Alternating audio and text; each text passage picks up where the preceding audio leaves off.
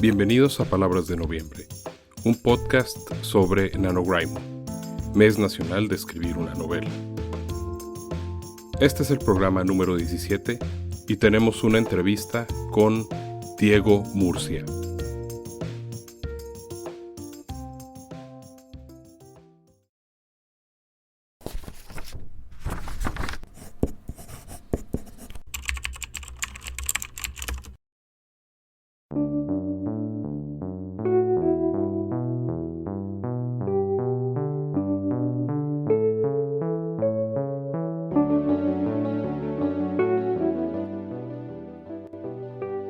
El entrevistado de hoy es Diego Murcia. Conocí a Diego en el chat del podcast Comic Geekos, pues ambos somos aficionados a la cultura geek, cómics, literatura, etc. Al darnos cuenta que vivimos en la misma zona, nos reunimos y comentamos sobre nuestras aficiones más a fondo, como por ejemplo el podcasting y la escritura. Diego es salvadoreño de nacimiento. En su tierra ejerció como periodista, habiéndose titulado en la Universidad Centroamericana José Simeón Cañas, y posteriormente obtuvo la maestría en Bellas Artes en Escritura Creativa en la Universidad de Texas en El Paso. Ofrece, como consultor privado, servicios de escritura y traducción del inglés al español y viceversa. Si gustan ponerse en contacto con él, lo pueden encontrar en la web www.bitextuales.com. Como digo, Diego también es podcaster. Sus podcasts son Crónicas de Nada, El Escribidor y Escuela del Podcast. Aparte de su quehacer periodístico, ha publicado bajo su seudónimo Martín Letona en libros como Antología Memorias de la Casa, fruto del taller de narrativa de la Casa del Escritor de El Salvador, fundada por Rafael Mengíbar Ochoa. Todas las muertes de Lázaro, publicado en 2014, su primera novela y tesis de maestría. Fetiche, también de 2014. De todos los odios el tedio, igualmente de 2014. Memoria periodística, de 2018. Y, a punto de ser publicado en este 2023, Paranormalidades, Crónicas Apócrifas de Ciudad Juárez. Estos dos últimos disponibles en Amazon. El estilo de Diego bordea mucho el periodismo y los medios digitales, por lo que su literatura resulta muy fresca. Igualmente busca entrar a temas muy actuales, como los escándalos periodísticos, el crimen organizado, la migración, etc. La experiencia vital y literaria de Diego es sumamente interesante. Espero que disfruten esta entrevista.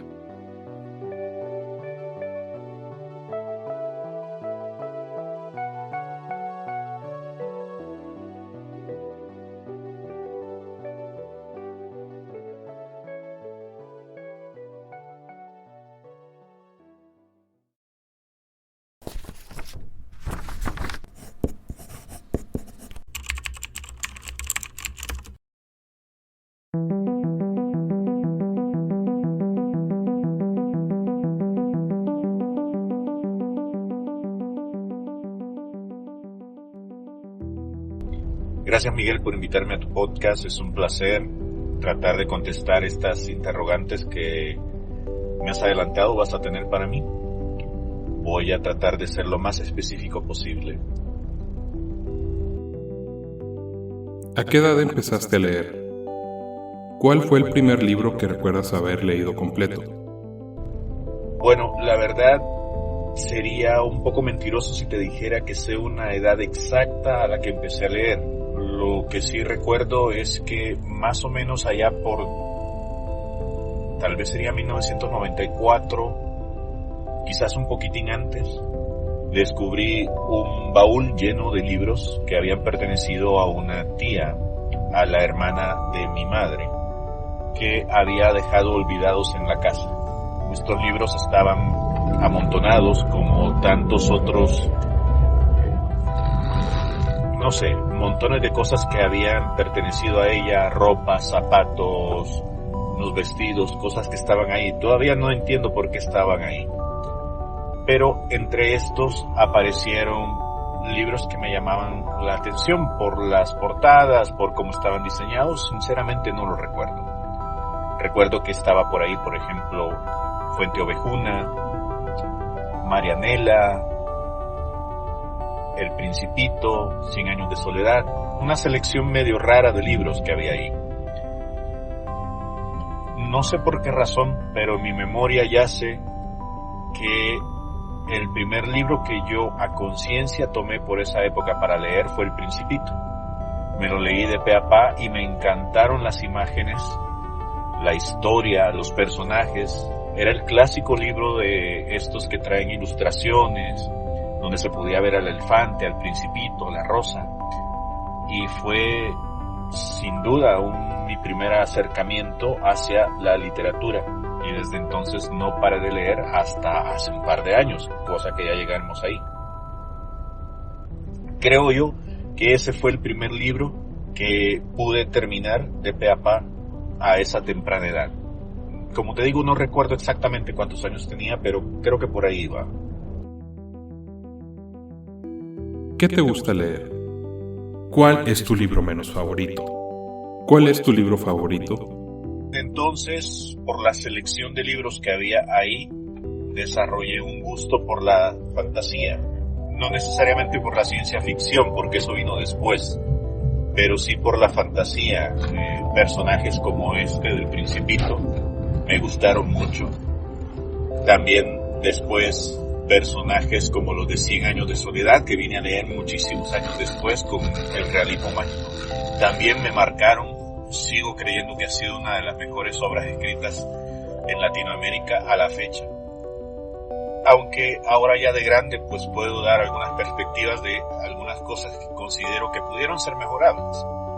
No demerito que esta es una de las más grandes obras literarias de nuestros tiempos, pero sí se podrían quitar algunas cosas que ahora harían ruido, si me explico. Por ejemplo, el primer párrafo con el que se da inicio a la historia es muy largo, es quijotesco, no tiene espacio para la respiración. Sin embargo, en el momento en que se presentó era una cosa muy novedosa, como lo fue muy novedoso el Quijote en su momento, ¿no? Nadie había escrito así, nadie estaba haciendo las cosas de esa forma, y por eso se volvió un libro canon para la memoria de nuestra literatura, de la historia de nuestra literatura.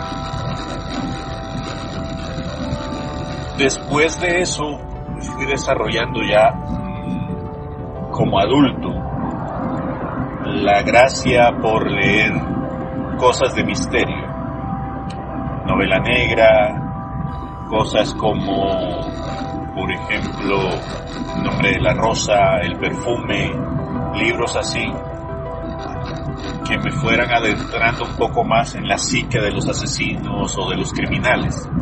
Esto quizás tenga que ver con un gusto culposo por la región donde yo vengo, donde el crimen nunca paga, o paga muy poco, que es El Salvador. Yo soy originario de El Salvador y de ahí me he criado bebiendo de una guerra civil, bebiendo de el fin de una guerra civil y la transición hacia una era de paz de un par de años. Después nos movimos de ese punto histórico hacia la creación de las pandillas, las nunca bien ponderadas maras centroamericanas, y en medio de todo eso fue que yo fui creciendo, viendo los primeros conatos de violencia a los que me tuve que enfrentar como niño y como adolescente, donde ver a un muerto era una cosa como muy cotidiana. Y obviamente una de las cosas por las que yo siempre me aboqué a la literatura es que ese pasatiempo se convirtió en una puerta de escape a la realidad que me tocaba vivir. Yo vengo de una familia donde hay gente campesina y gente que trabaja como obrera o trabajaba como obrera, que a duras penas tiene 6º y 9º grado, lo que ustedes le llamarían algo así, creo yo, la secundaria. Tiene muy poca educación, muy poco acceso a cosas básicas como agua, luz, electricidad, calles pavimentadas o cuestiones similares. Ese fue el mundo en el que yo me crié. Y de no haber sido por la literatura, tal vez allí seguiría, porque las grandes aspiraciones de las personas que nacen en ese entorno, al no tener mucho de dónde escoger o hacia dónde crecer, pues se terminan repitiendo los patrones. Y al menos hasta la mayoría de edad, los 18 años, yo estuve trabajando en cortas de café, es decir, iba a las plantaciones de café, recogía el café y lo llevaba hacia los lugares donde lo pesaban. Trabajaba con mi abuela y con mi abuelo en el campo, sembrando maíz, deshiervando, preparando la tierra, abonando, cortando huertas, cortando, nosotros las conocemos como matas de plátano, que en realidad son sus bananos o plátanos machos, que para nosotros son nuestros plátanos. Ese tipo de cosas son a las que yo me dediqué por muchos años durante mi adolescencia, mi juventud. Y fueron como las cosas que fueron marcando también lo que yo iba consumiendo, ¿no? De ahí que el deseo de poder encontrarme con más literatura que me pudiera llenar me hizo siempre ir a los puestos de libros de segunda para poder conseguir, con el poco dinero que tenía, libros de mediano buen ver para poder agregarlos a mi colección de libros que fui acrecentando a partir de este baúl que encontré. Y obviamente uno cuando está joven empieza a leer de todo un poco. Yo leí la Biblia de pe a pa un par de veces.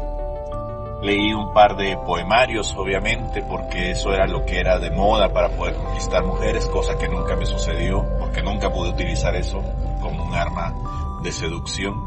Leí 20 poemas de amor y una canción, no sé qué, de Pablo Neruda, Desesperada, creo que era, una canción desesperada. Pero también me topé con escritores de la talla de Pablo Coelho. Para entonces yo no sabía que existía ese tipo de literatura, pero algo intuía que no era el tipo de literatura que a mí me llenaba, la sentía muy fácil, muy sencilla. Y luego también descubrí autores como Bioy Casares, también descubrí al creador de las fábulas y cronopios, y a esto le doy culpa al COVID porque no me acuerdo. Cortázar, ya se me vino a la mente el nombre. Cortázar,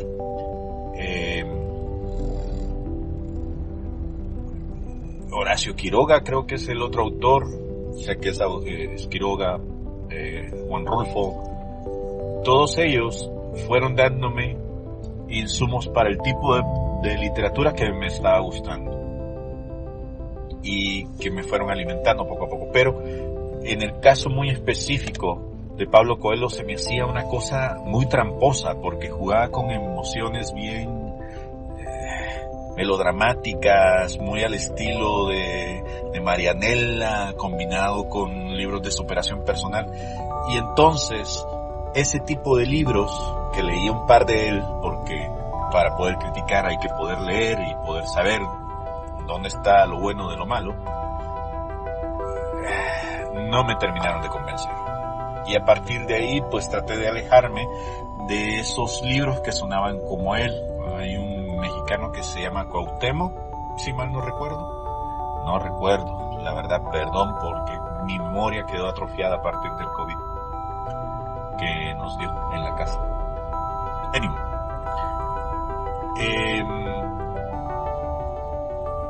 Esos creo que fueron los libros que no me gustaron. Aquí tengo que hacer una aclaración. También me he topado con libros de muy alta calidad que simplemente no los he podido tragar aunque haya querido. Rayuela, por ejemplo, Cortázar, si mal no recuerdo, es uno de esos libros con los cuales batallé porque lo leí la primera vez en el orden en que está escrito y luego lo intenté leer en el orden sugerido por el autor y nunca pude pasar del capítulo segundo, nunca. Ahí aprendí entonces que no toda la literatura es para uno y que si un libro no te permite leerlo porque simplemente no te gusta, no hay razón para seguirlo leyendo. Y así es como yo lo he asumido desde entonces. ¿Por qué escribes? Para mí es una historia de amor muy bonita. Yo, como te decía, no tengo por ningún lado, ni de parte de mi madre o de mi padre, una vena literaria que pudiera servirme de parangón. O algo que pudiera ser paradigmático para mí. Mi familia ha sido muy pobre y difícilmente había espacio para la educación. Cuando lo hubo, estuvo en forma de un tío abuelo de antaño que alguna vez decidió también como yo dejar de ser un campesino y huyó hacia Guatemala y dicen que allá se convirtió en maestro. No sé si sea cierta esta historia. Recuerdo que alguna vez me dijeron cómo se llamaba el señor.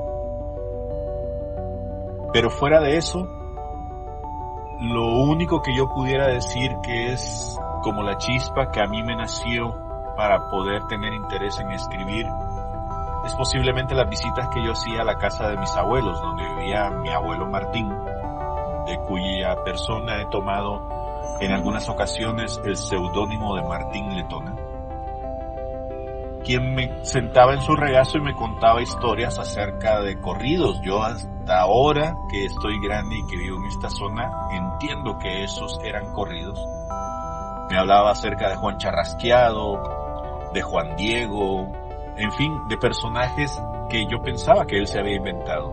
Y me decía como estos personajes eran básicamente gente del bajo mundo que huía de otras personas y que tenían aventuras alrededor del mundo, o que les pasaban cosas significativas en sus vidas y que no eran capaces de poder entender o abrazar completamente, y de ahí su infelicidad, ¿no? Hasta que a mí me ocurrió. Tuve mi propio encuentro con la infelicidad. Cuando yo tenía más o menos 15 años o 16, yo conocí a una niña que se llamaba Mariana, hija de un abogado. Yo, siendo el patarrajada que era, pues me sentía poca cosa al saber que yo le gustaba a esta niña. Cuando nosotros llegamos al 6º grado fue cuando yo la conocí por primera vez y se me hizo la niña más linda del mundo. Pero yo estaba más interesado en jugar con mis amigos, en intercambiar tarjetas del mundial o cosas así por el estilo, en jugar a la pelota, menos en buscar un beso de esta mujer, de esta niña en aquel entonces. A medida que fui creciendo y cuando llegamos al 9º grado, yo ya tenía despertados los intereses sexuales, entonces ahí sí me dio por intentar buscar el cariño de ella y logré que fuera mi novia. Por desgracia, yo siempre he tenido un problema de concentración, lo habrás notado ya, y es que me distraigo muy fácilmente. Pierdo el hilo de la conversación demasiado rápido y me cuesta muchísimo concentrarme en las cosas que son importantes. Cuando se trataba de estudiar, por ejemplo, tenía problemas de aprendizaje para el estudio. Y mis calificaciones eran muy malas. Estando en ese último año de escuela para entrar ya a lo que nosotros conocemos como el bachillerato, creo que ustedes le llaman la secundaria o el high school, todavía no lo tengo claro. Me puse de novio con esta muchacha y terminé teniendo muy malas calificaciones durante esa semana porque yo estaba embobado, agarradito de la mano con ella, tratando de buscar un beso y no pudiendo dárselo porque no hallaba cómo hacerlo, porque nunca había besado a nadie, porque no sabía cómo se comportaba un niño con una niña, en fin. Y tuvimos que cortarlo. Yo la mandé a volar, le dije que sinceramente mis calificaciones estaban todavía peor antes de que la conociera, eran malas, y después de que la conocí como novia eran muchísimo horribles. Y ya no volví a saber de ella.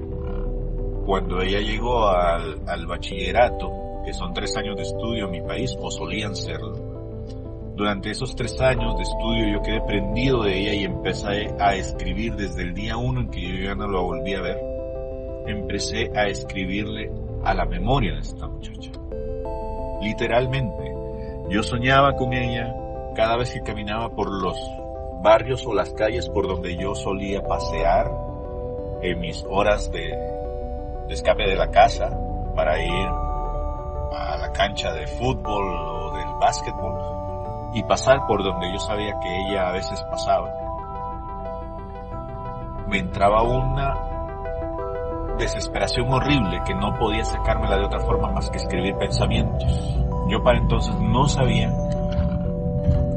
qué es lo que estaba escribiendo. Yo simplemente agarraba una servilleta, un papel, un pedazo de periódico, una hoja en blanco, una hoja manchada, un pedazo de calendario y escribía. Y empecé a llevar un par de diarios. Creo que por ahí deberían estar, si es que todavía se conservan en casa de mi madre. Pero nunca le di como forma, me explico, nunca tuvieron forma de un poema o de una narración, más bien eran como primeros intentos burdos de algo que podría llamarse literatura en mi cabeza. No tenía, como voy de nuevo a lo que digo, no tenía ni idea de cómo armar algo así. Durante esos 3 años llené una caja de zapatos con papeles. Una caja de zapatos de más de 150 piezas de esos papeles inservibles, horribles, que al final terminé mandándole. Al final de los 3 años, buscando hacer una especie de exorcismo de esa ansiedad, de esa depresión, para que ella se pudiera dar cuenta de cuánto daño me había hecho en mi cabeza y que ahora la dejaba ir. Llegado el tiempo en que yo iba a ingresar a la universidad, intenté meterme a un grupo literario para poder leer las cosas que yo escribía. Y el señor que estaba a cargo de este grupo literario, cuando escuchó lo que yo escribía, me dijo: qué bonita prosa escribes. Y según yo, estaba escribiendo poesía. Y obviamente ese no era un cumplido el que me estaba dando, sino más bien una burla roñosa que salía de su hígado para poder hacer leña del árbol caído. Y fue la última vez que yo llegué a un grupo de supuestos literatos a compartir algo de lo mío. Jamás a partir de ahí tuve el valor de enseñar nada de lo que yo escribía a nadie en vivo.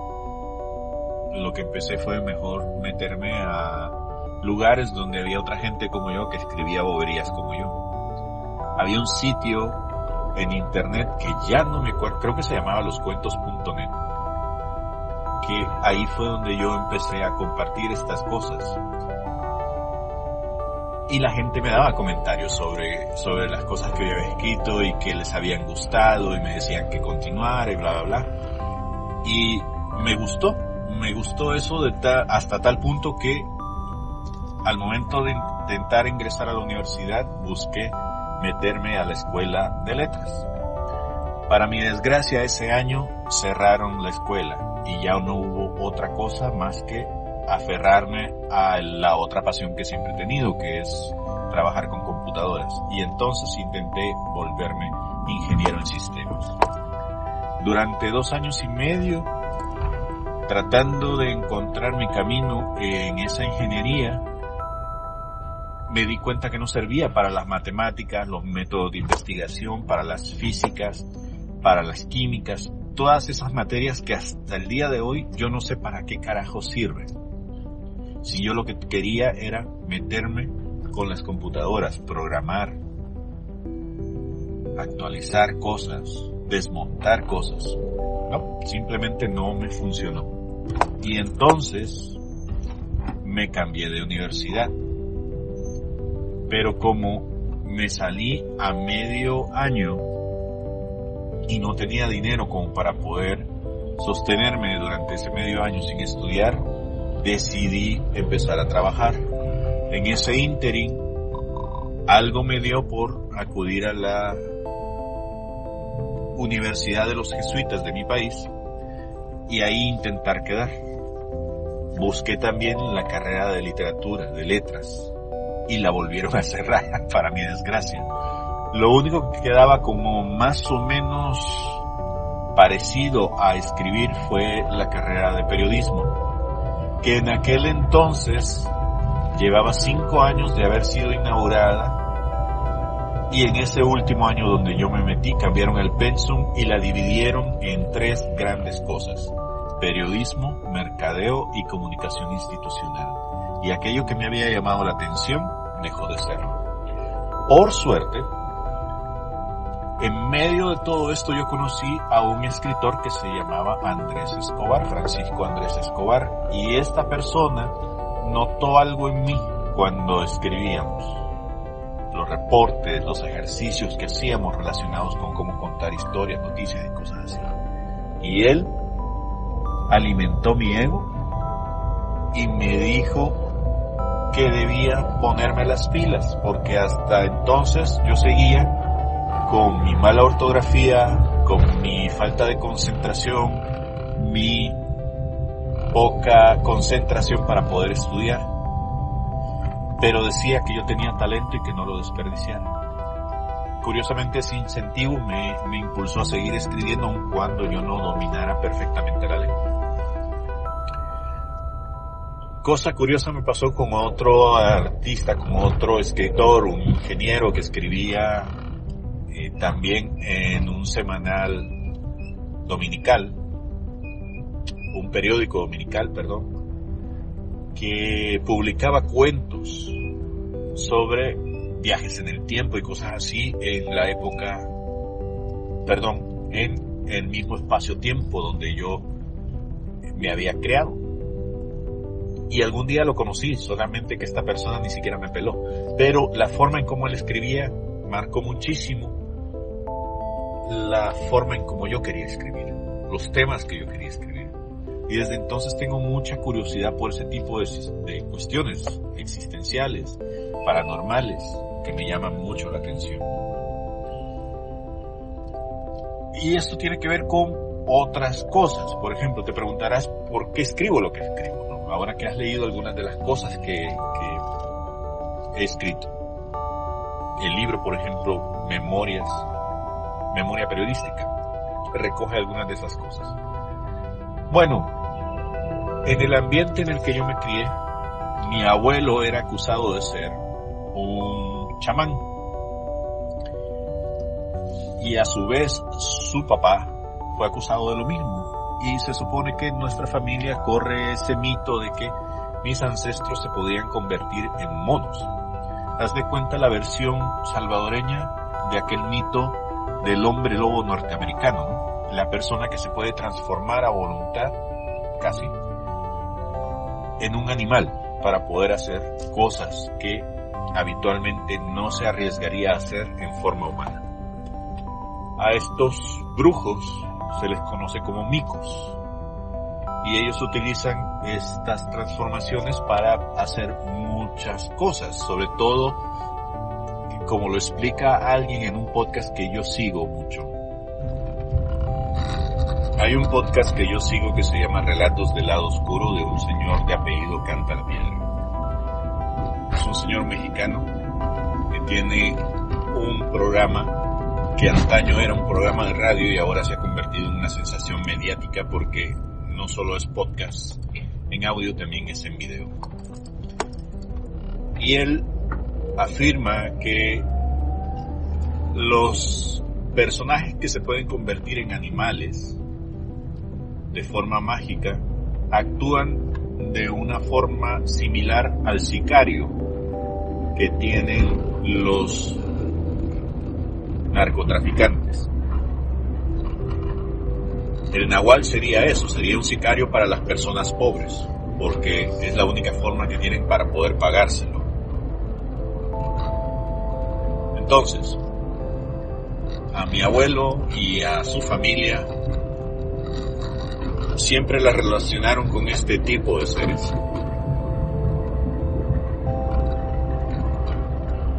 Y tratando de escudriñar en la historia familiar es que yo me vi un poco intrigado por saber qué tipo de cosas implicaban esto, cómo es que se convierten estos personajes, cómo es que los brujos adquieren estos poderes, qué es lo que tienen que hacer y bla bla bla.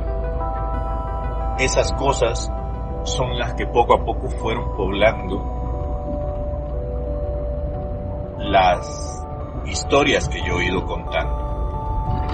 Y a lo largo de mi carrera, incluso periodística, un poco más seria, yo he hecho investigaciones relacionadas con ese tipo de fenómenos.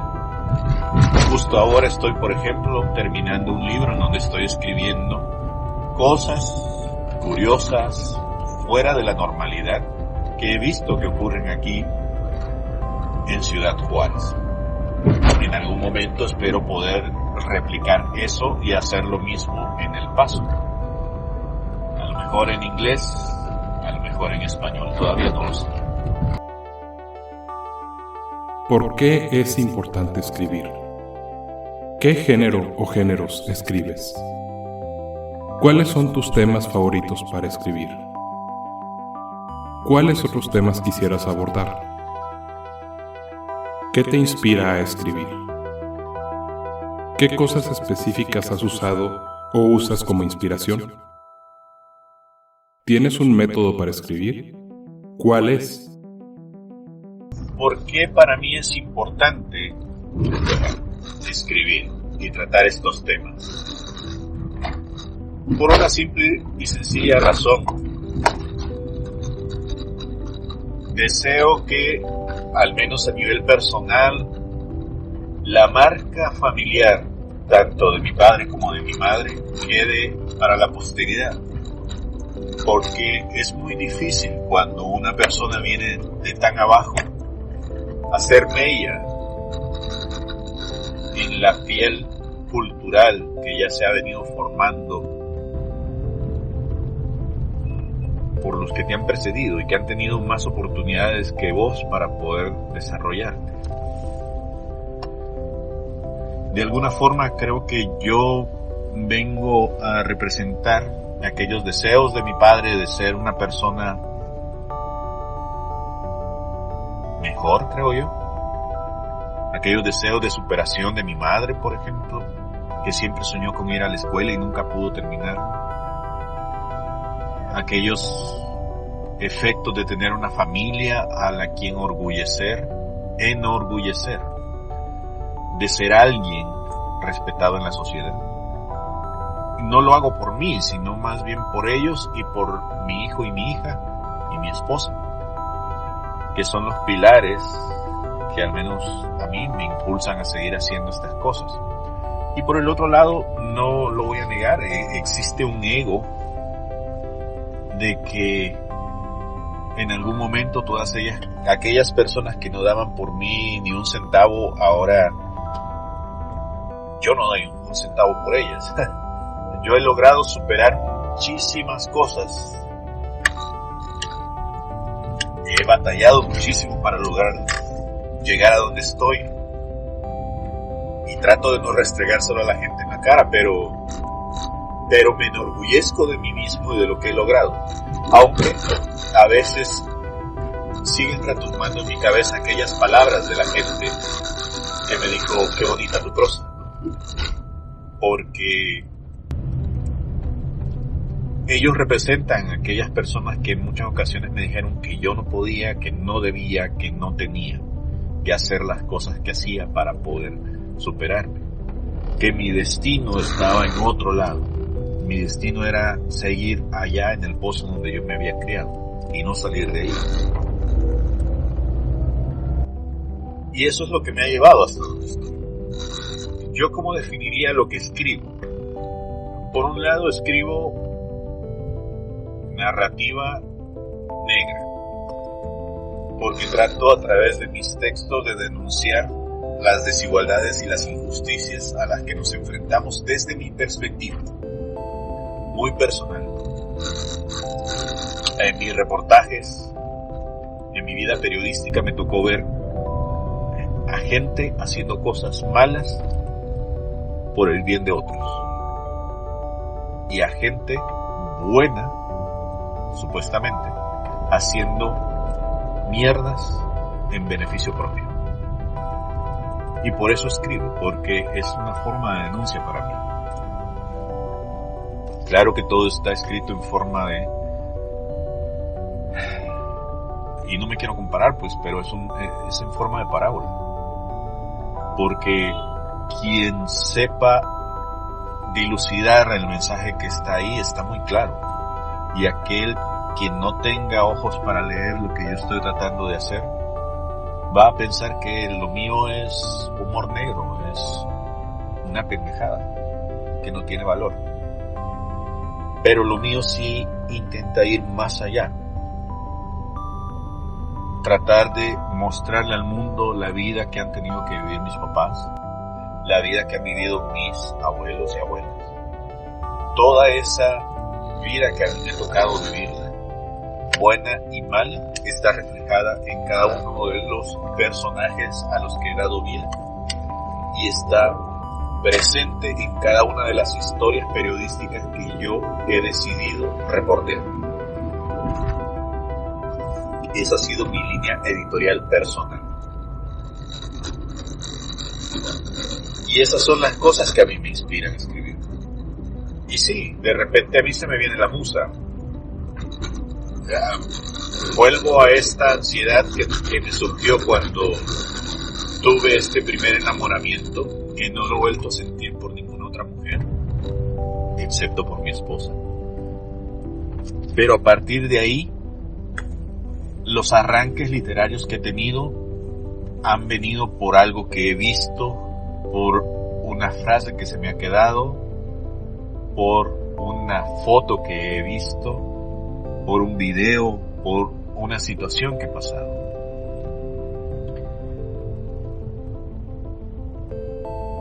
Y esa es una maldición, porque a veces puedo ir en el carro y me entran unas ganas horribles de poder escribir y no lo puedo hacer. A veces trato de utilizar el teléfono para poder hacer anotaciones. Me pasa, por ejemplo, con otro libro que estoy tratando de escribir justo ahora, que como título tentativo lleva Memorias de un cronista, algo así.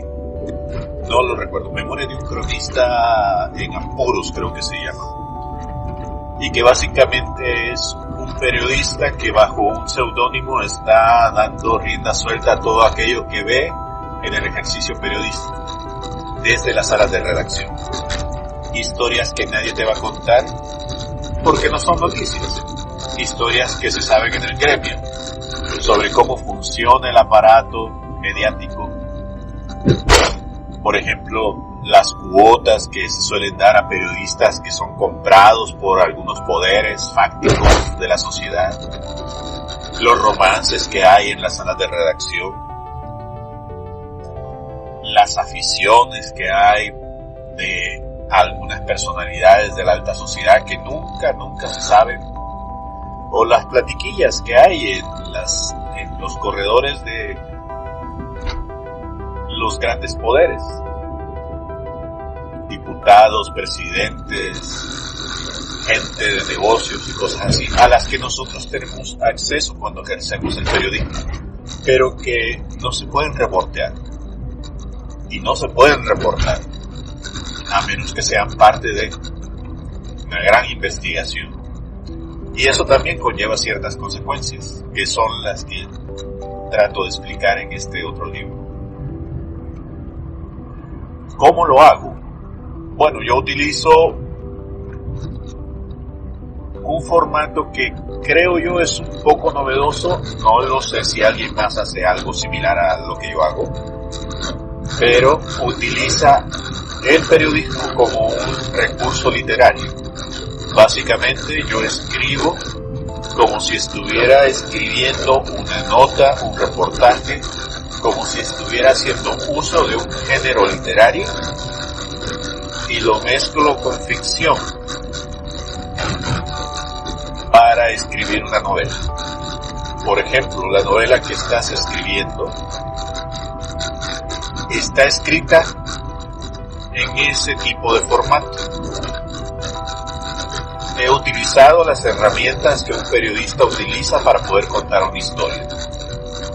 Estoy utilizando las anotaciones, las transcripciones, las entrevistas, los documentos que se consiguen a través de liberación de documentos para poder contar la historia que estoy narrando. En estas crónicas que te estoy mencionando, o el libro del cronista en apuros, estoy haciendo uso del género del blog. No sé si es un género, pero mucha gente por muchos años, en los 2000, 2010, se dedicó a crear blogs, y a partir de ahí tenías una especie de diario privado público, donde contabas secretos tuyos para el mundo. Y estoy haciendo uso de ese género para poder contar también estas cosas que te he comentado anteriormente. ¿Escuchas música al escribir? ¿De qué tipo?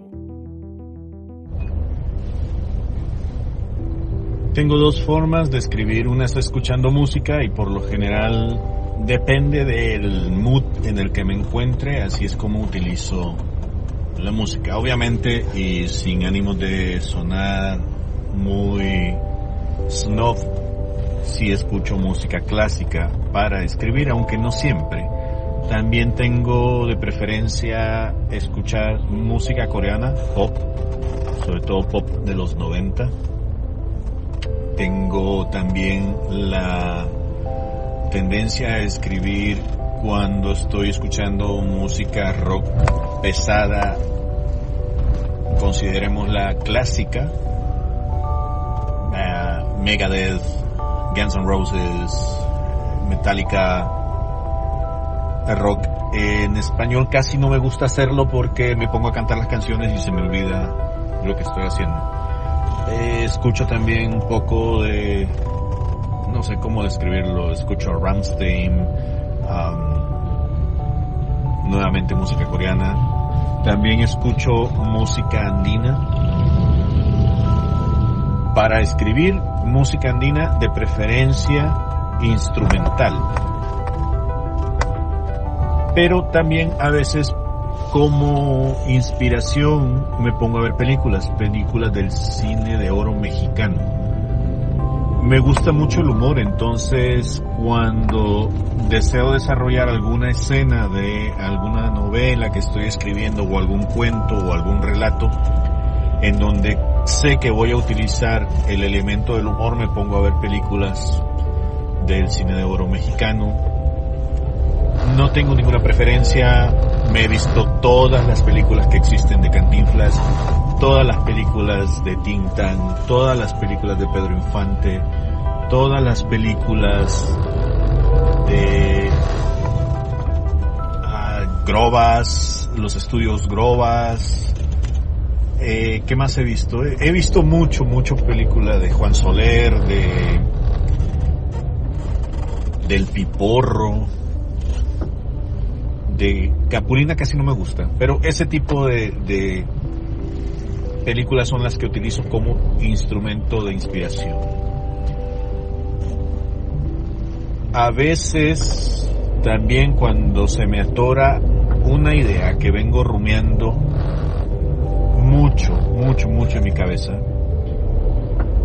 me pongo a ver películas un poco más contemporáneas o series de televisión un poco más contemporáneas, porque siento que mi forma de escribir es muy visual. Es decir, si vos agarraras una escena de mis relatos, encontrarás muchos elementos que pueden ser visuales, que si se tuvieran que trasladar a un formato audiovisual, lo podrías hacer perfectamente sin necesidad de hacer mayores cambios en las transformaciones, porque tiendo a hacer eso, tiendo a centrarme en pequeños aspectos, a hablar acerca de la ambientación, de olores, de ruidos, de ambientes, de personajes haciendo cosas en el fondo, de personajes secundarios, de diálogos también. Suelo de alguna forma armar los diálogos de tal manera que parezcan guión, que no necesariamente haya tanta intervención de parte del narrador para entender qué es lo que está sucediendo en la escena. ¿Qué más? Iba a comentarte algo relacionado con esto de la escritura. Sí, ya recordé. Y es lo siguiente: yo puedo pasar durante mucho tiempo rumiando una idea y a veces trato de pensar en las formas de las letras del abecedario para poder generar las bifurcaciones que puedan haber en una historia, por ejemplo. Tomemos, por ejemplo, la letra A. Si yo quisiera dibujar una historia relacionada a esta letra A, lo pensaría en la letra A mayúscula, así lo visualizaría, en donde hay dos puntos distantes desde abajo hacia arriba que en algún momento al medio se tocan. Entonces, dos personajes hacen dos cosas totalmente disímiles en tiempos diferentes y van avanzando a lo largo de la historia hasta que al medio, por alguna razón, sus vidas se tocan, luego se vuelven a separar y al final vuelven a juntarse. Y ya no hay otra forma de separar esas vidas. Eso conformaría una letra A. Una letra H sería más o menos lo mismo, únicamente que el toque de esas vidas estaría al medio y luego ya no se volverían a juntar. Y cosas así por el estilo. Trato de hacer todo eso. Entonces muchas veces trato de no ir de una manera lineal para contar las historias. A veces se me ocurre, por ejemplo, el principio de una escena final, y eso es lo que termino utilizando como una entrada para amarrar al lector y luego entrar con el peso de la historia principal en las siguientes páginas. Algo así como si estuvieras viendo la película de, no sé, una película tipo Tarantino, ¿no? Que te da un golpe de acción y te deja con la inquietud de ¿qué estoy viendo? ¿Por qué sucedió esto? Y luego hacemos cambio hacia otra cosa totalmente diferente y empiezan a suceder situaciones que poco a poco te van llevando hacia el punto donde esa escena inicial tiene sentido y empezamos a desenvolver y a utilizar varios giros narrativos para poder contar la historia. Y esto lo suelo aplicar tanto en cuestiones narrativas de ficción como en cuestiones de periodismo, sobre todo las de largo aliento, cuando son crónicas periodísticas. Eso es lo que trato de hacer. ¿Cómo ha sido tu experiencia al publicar? ¿Qué piensas de la autopublicación? Yo he experimentado ambas cosas, y en cuestiones prácticas creo que la publicación y la autopublicación, la publicación y la autopublicación deben centrarse en la edición. Es decir, no importa si vas a publicar con una editorial o si vas a hacerlo de forma autónoma, como mucha gente lo está haciendo, por ejemplo, utilizando la plataforma de Amazon. Siempre y cuando contes con una persona que te pueda orientar en cuanto a tu estilo literario para refinarlo y sacar el mejor potencial que se pueda del texto que estás escribiendo, y en cuanto a la gramática y la ortografía, porque muchas veces tendemos a escribir de una forma muy atropellada. Utilizamos, por ejemplo, infinidad de verbos compuestos que impiden la lectura. En lugar de decir se había estado sentando en la mesa, podríamos decir algo así como se sentó en la mesa. Utilizar en lugar de 3 verbos un solo verbo, y eso te ahorra espacio y eso te ahorra acciones. El problema de utilizar todo este tipo de armazones es que confundes al lector. Yo sé que hay gente a la que no le interesa esto, pero es una de las cosas que yo tomo del periodismo. Yo necesito ir directo al grano y centrarme en las cosas que sean las más importantes, para no confundir al lector, para darme a entender perfectamente sobre qué es lo que estoy tratando de decir desde un principio. Si alguien lo van a matar, lo van a matar. No estoy tratando de adornar las cosas para que éstas sucedan. Entonces, si tenés cubiertas estas cuestiones y tu texto está bien, ha sido revisado, tiene sentido, ha sido potencializado por alguien más, yo creo que vale la pena buscar la autopublicación. Sobre todo porque en cuanto hay sus peros, sus pros y sus contras en ambos tipos de publicaciones. Para quien nunca ha sido publicado, por ejemplo, por una editorial, la situación es la siguiente. Una editorial no te va a cobrar por hacer la publicación de tu libro, pero la mayor cantidad de regalías se las va a quedar. A vos te van a dar, por ejemplo, un número determinado de libros. Si no sos una persona muy conocida, ese número determinado de libros van a ser tu pago por las impresiones que se hagan, que por lo general no suelen ser más de unos 1000 o 2000 de libros. Son tirajes muy pequeños, a menos que te conviertas en un fenómeno editorial que llame la atención de casas publicitarias grandes. En realidad tus publicaciones van a ser muy pequeñas. Y ahora viene lo otro, podés buscar la venia de una editorial grande, pero muchas veces la competencia es bastante fuerte, y la posibilidad de que tu obra, aun cuando cumpla con los requisitos necesarios para publicación, es decir, esté terminado el texto, no tenga errores ortográficos o gramaticales, u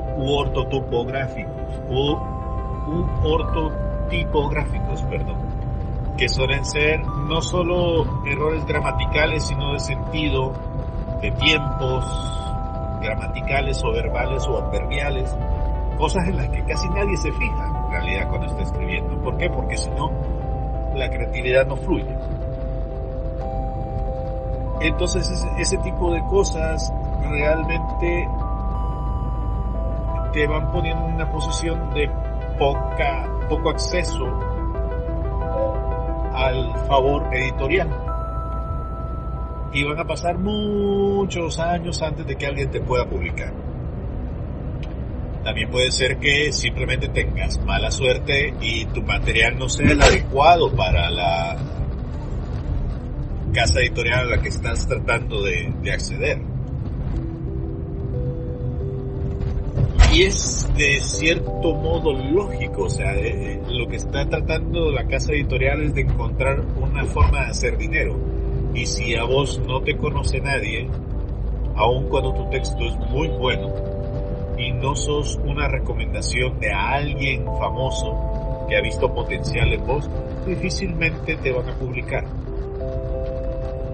Ahora, se pueden hacer algunas cosas. Por ejemplo, los grandes escritores recomiendan que uno haya ganado concursos que tengan cierta reputación para poder ser considerados al momento de mandar a una casa editorial, y eso te da un respaldo que equivaldría básicamente a tener el visto bueno de un autor de renombre y que vende mucho. Pero esos son muy escasos los ejemplos, me explico. Ahora, la publicación que se hace a través de plataformas como Amazon te permiten tener, por un lado, autonomía sobre cuánto dinero va a entrar gracias al producto que has creado. Todo depende de qué es lo que seas. Yo, por ejemplo, estoy tratando de armar a mi alrededor muchos contactos que son gente que ha ganado premios, que son reconocidos escritores aquí en México, y sobre todo en la zona norte, y a través de ellos buscar un apadrinamiento para un libro que estoy escribiendo, que espero que sea publicado el próximo año, y eso lo voy a hacer a través de la autopublicación.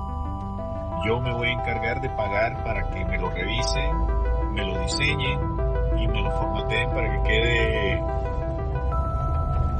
disponible para ser comprado bajo demanda. Eso significa que lo van a poder adquirir a través de Amazon, ahí se va a imprimir y luego lo mandas a traer desde Estados Unidos hasta tu casa.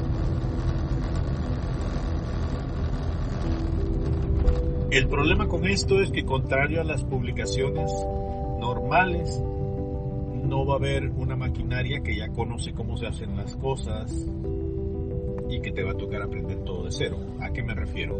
Si la casa editorial tiene ya años de existir, tiene contactos en medios de comunicación, van a hacer lo posible por mover tu obra, no vas a requerir contactar a a periodistas o a medios de comunicación para que reseñen tu libro. El boca a boca va a correr mucho más rápido. Caso contrario, todo esto te va a tocar hacerlo a ti, participar de ferias, montar tu stand, buscarte la vida para poder hacerte conocido, tratar de visualizar tu obra más allá de tu familia y de tus amigos. En fin, es un trabajal que se te viene al frente, pero si eso no te importa y lo que quieres es dar a conocer tu obra sin importar los grandes números, pues eso tiene sus ventajas. ¿Qué más?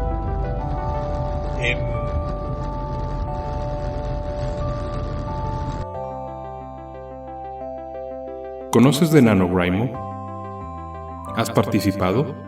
¿Cómo ha sido tu experiencia? Conozco el movimiento. Básicamente es escribir un libro en el mes de noviembre durante todos los días que dura el mes para poder tener un borrador de un libro, ya sea de cuentos, de poesía, una novela o algo, lo que logres escribir. No recuerdo cuántas palabras son las que hay que escribir, pero más o menos para un libro de unas 160 páginas. La verdad, lo conozco, nunca lo he intentado, porque mis tiempos de escritura son totalmente diferentes. Yo escribo cuando me da la gana y a veces me siento a escribir un día sí y 2 días no, otro día sí, y al día siguiente tal vez de nuevo vuelvo a escribir. Lo que pasa conmigo es precisamente lo que comentaba, que como yo ya llevo desarrollando las ideas desde hace mucho tiempo, cuando yo me siento por fin, es para vaciar la información que tengo en mi cabeza y darle forma a ese texto que llevo en mi cabeza. Y eso puede terminar siendo una página o puede ser terminando siendo unas 20 páginas que escriba yo de una sentada. Entonces, creo que es un proyecto interesante, es un experimento interesante para forzarte a escribir, pero no creo que sea para todo el mundo. Todo depende, o sea, yo nunca me cierro a eso. Siempre estoy tratando de buscar nuevas formas de escribir, así que no lo recomiendo ni lo dejo de recomendar. ¿Algún mensaje que tengas para quienes desean empezar a escribir? Sí. Creo que una de las grandes enseñanzas que yo he tenido a partir de haber estudiado la maestría en escritura creativa y que habría podido ahorrar $35,000, poco más o menos, que es lo que me costó la maestría, se resume en lo siguiente: un buen escritor es un buen lector. En mi caso, yo he leído desde que tenía esa tierna edad de 12, 13 o 14, no recuerdo, años en el pasado, pero después de que nacieron mis hijos, mi hijo y mi hija, ya no he tenido tanto chance como quisiera como para poder leer, al menos como antes lo hacía. Ahora me dedico a otras cosas. Lo que sí intento hacer es consumir muchísimas películas de todo tipo, sobre todo policiales y basadas en héroes de acción, de cómics, porque creo que esas formas narrativas utilizan trucos que son muy buenos para poder aplicarlos a la escritura. Y eso es lo que yo recomiendo. Si van a meterse a escribir, lean mucho, vean muchas series, escuchen muchos podcasts relacionados sobre todo con investigaciones, porque cuando uno se mete de cabeza a esto de la escritura, no te enseñan que tienes que hacer investigaciones para poder desarrollar tus cuentos, tus textos, tus poemas. Y eso es algo que se debe hacer, porque es lo que le da sentido a la poética que manejas como escritor. La poética es aquella ética que tú consideras que un escritor debería depositar en su obra cuando la está escribiendo. Y es a lo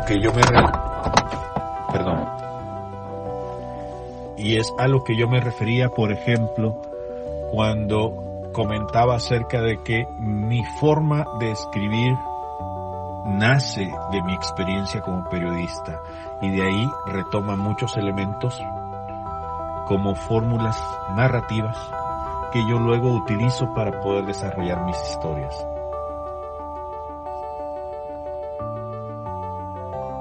Bueno, nada, te agradezco por el tiempo que me has permitido hablar en tu podcast. Espero que esto que he comentado pueda servir de inspiración a la gente que escuche tu podcast. Si quieren seguirme, pues tengo una página web que se llama bitextuales.com, como si habláramos de bisexuales, pero en lugar de eso, todo lo que yo escribo ahí tiene que ver con los podcasts, con escribir, con las narrativas que yo manejo. También pueden visitar escueladelpodcast.com, en donde yo trato de compartir un poco de los conocimientos que tengo relacionado a cómo desarrollo mis proyectos de podcast, cómo doy asesorías a otros periodistas o a otras empresas o a otros podcasters que desean profesionalizarse en esto del mundo del podcast. Me pueden seguir también a través de Twitter y me encuentro ahí como @sarnawixley, y también en Facebook me pueden encontrar como Diego Murcia. Ha sido un placer, nos vemos hasta la próxima, Miguel.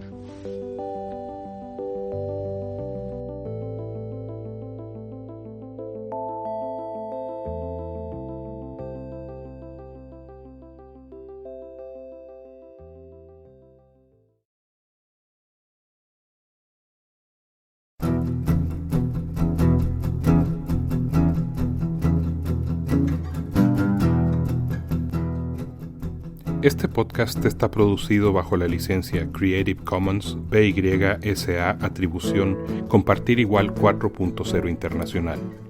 Los temas musicales utilizados son Creative Writing, Illustrated Novel y Algorithms de Chad Crouch. Readers, Do You Read? De Chris Zabriskie y Right Here, Right Now de PC One, obtenidos en Free Music Archive. Este podcast está disponible gracias a iVoox. Mi nombre es Miguel Royo. Gracias por escucharnos. Vamos por esas 50,000.